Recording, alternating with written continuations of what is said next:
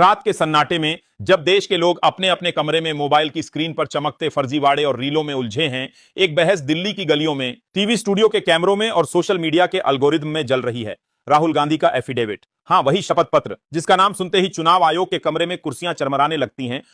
मुझसे election commission affidavit मांगता है, मुझसे कहता है कि मुझे ओथ देना है, ओथ लेना है। मैंने पार्लियामेंट के सामने, पार्लियामेंट के अंदर ओथ लिया है। और भाजपा के नेताओं की आवाज में वो आत्मविश्वास आ जाता है जो उन्हें किसी सुनियोजित स्क्रिप्ट में ही आता है। देखिए, मामला यूं है कि राहुल गांधी ने हाल ही में एक 8 मिनट का फर्स्ट क्लास वीडियो निकाला, पूरा पैक्ड, कॉम्पैक्ट, एडिटेड, जिसमें उन्होंने वो सब बता दिया जो 1.5 घंटे की प्रेस कॉन्फ्रेंस में बिखरा हुआ था। हो सकता है आपने देखा हो, नहीं भी देखा तो अभी देखे। पर असली कहानी वीडियो से बड़ी है। चुनाव आयोग कह रहा है, बेटा एफिडेविट दे दे, जो तूने बोला है लिखकर शपथ ले ले, तब जांच होगी। और बीजेपी इसको भुनाने में लगी है, क्यों नहीं दे रहे हो, क्यों नहीं दे रहे हो, क्यों नहीं दे रहे हो, जैसे कोई पुराना टूटा रेडियो बार बार एक ही कैसेट घुमा रहा हो। अब समझना यह है कि शपथ पत्र का मतलब क्या होता है। एफिडेविट यानी आप अपना नाम, पिता का नाम, उम्र, पता और वो सब लिखकर यह घोषणा करते हो कि मैं जो बोल रहा हूं वो सच है, सच के सिवा कुछ नहीं। नीचे हस्ताक्षर, सत्यापन कि अगर यह जानकारी गलत निकली तो धारा 191 या 193 के तहत आप सीधे अदालत के दरवाजे पर होंगे। अब चुनाव आयोग कह रहा है यही सब लिखकर हमें दे दो।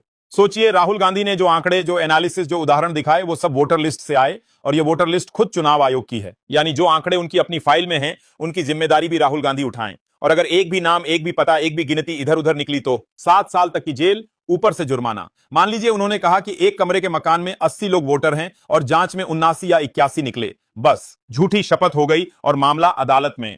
पहले चुनाव आयोग आलोचना सुनकर बुला लेता था, बात करता था, कभी किसी पार्टी को दरकिनार नहीं करता था। अब चुनाव आयोग खुद मैदान में एक पार्टी की तरह लड़ रहा है, बयान दे रहा है, मीडिया में सूत्रों के हवाले से धमकी भेज रहा है। भाई, बयान तो आधिकारिक होते हैं, ये सूत्रों के मुताबिक का बयान कब से चलन में आ गया? आज तक ने भी ऐसा छापा, सूत्रों के मुताबिक। अब अगर किसी को कानूनी भाषा में सजा का डर दिखाना हो तो यही मौका है।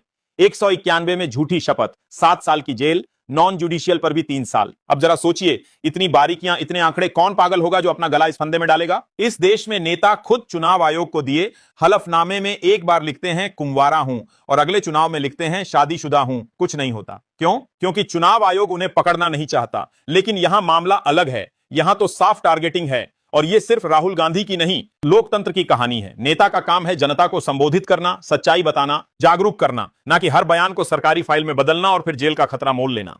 अगर पत्रकार कोई घोटाला दिखाए तो क्या उसे भी एफिडेविट में लिखकर देना होगा कि हां, जो दिखाया वो सच है और अगर गलत निकला तो मुझे सजा दो? यह तो पत्रकारिता, राजनीति और जनता तीनों पर ताला लगा देगा। राहुल गांधी ने जो निकाला वो कोई डिजिटल डेटा नहीं था, क्योंकि चुनाव आयोग डिजिटल देता ही नहीं, सिर्फ लाखों कागज के पुलिंदे देता है। और यही सबसे बड़ा शक है। अगर डिजिटल डेटा मिल जाए तो सच 15 मिनट में खुल जाएगा। टीम को उन्होंने भेजा, एक लोकसभा की, एक विधानसभा सीट की